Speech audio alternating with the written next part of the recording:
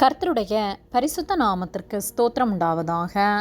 கர்த்தராகிய இயேசு கிறிஸ்துவின் நாமத்தில் உங்களுக்கு கிருபையும் சமாதானமும் உண்டாவதாக. இந்த நாளுக்குரிய தியானத்திற்கான தேவ வார்த்தை எரேமியா அதிகாரம் 9 வசனம் 8. அவர்கள் நாவு கூர்மையாக்கப்பட்ட அம்பு, அது கபடம் பேசுகிறது.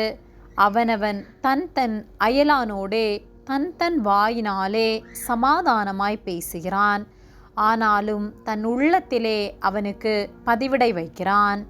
பிரியமானவர்களே, கர்த்தருடைய பிள்ளைகளாகிய நாம் அன்புள்ளவர்களாய் இருக்க வேண்டும். வாயினால் அன்புள்ளவர்களைப் போல, சமாதானம் பண்ணுகிறவர்களைப் போலவும், உள்ளத்தில் கபடுள்ளவர்களாய் பொறாமை உள்ளவர்களாய் பிறருடைய வாழ்வை கெடுத்து பிறர் சமாதானத்தை கெடுத்து போடும்படியாக பதிவிடை வைக்கின்றோமா? நம்முடைய ஆவி, ஆத்மா, சரீரத்தை பரிசுத்தமாய் காத்து வாழ்கிறவர்களாய் நாம் இருக்க வேண்டும். எரேமியா 9:8 அவர்கள் நாவு கூர்மையாக்கப்பட்ட அம்பு, அது கபடம் பேசுகிறது. அவனவன் தன் தன் அயலானோடே தன் வாயினாலே சமாதானமாய் பேசுகிறான், ஆனாலும் தன் உள்ளத்திலே அவனுக்கு பதிவிடை வைக்கிறான் என்று சொல்லப்பட்டுள்ளது. நம்முடைய நாவு கூர்மையாக்கப்பட்ட அம்பு. அந்த நாவினால் பிறரை காயப்படுத்தி கபடம் பேசி கர்த்தர் அருவருக்கிற வாழ்க்கை நாம் வாழ்ந்து கொண்டிருக்கின்றோமா? நாம் அயலாரோடு சமாதானம் பண்ணுகிறவர்களைப் போல பேசி, ஆனால் உள்ளத்துக்குள் அவர்களுக்கு பதிவிடை வைத்து அவர்களை குறை கூறி அவர்களை குறித்து தவறான வார்த்தைகளை பேசி கொண்டிருக்கின்றோமா? அப்படிப்பட்டவர்களாய் நாம் இருப்போமானால் நம்மை நாம் சீர்படுத்த வேண்டும், நம்மை பரிசுத்தமாய் காத்து கொள்ள வேண்டும்.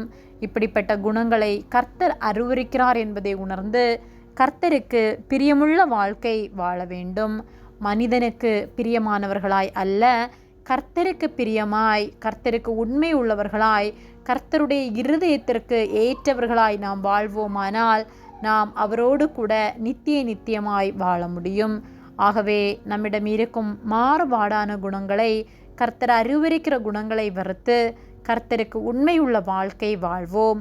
உலகத்தின் கிரியைகளை, உலகத்தாரை பிரியப்படுத்தும்படியான நம்முடைய குணங்களை விட்டு விலகி பரிசுத்தமாய் கர்த்தர் நம்மிடம் என்ன எதிர்பார்க்கின்றாரோ அதன்படி வேதத்தை தியானித்து அறிந்து கர்த்தருடைய வார்த்தைகளின்படி நடப்போம்.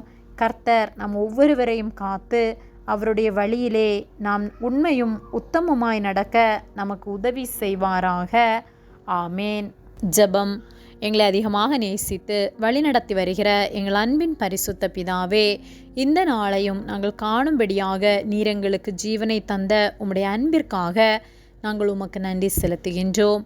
நாங்கள் தியானித்த வார்த்தையின்படியே உள்ளொன்றும் புறம்பென்றுமாக இரு குணங்களோடு நாங்கள் வாழாதபடி, மாறுபட்ட குணத்தோடு நாங்கள் செயல்படாதபடிக்கு நாங்கள் ஒவ்வொருவரையும் உண்மையாய் நேசித்து உண்மை உள்ளவர்களாய் வாழ, பரிசுத்தமாய் எங்களை காத்து கொள்ள நீர் எங்களுக்கு உதவி செய்யும்படியாய் ஜெபிக்கின்றோம்.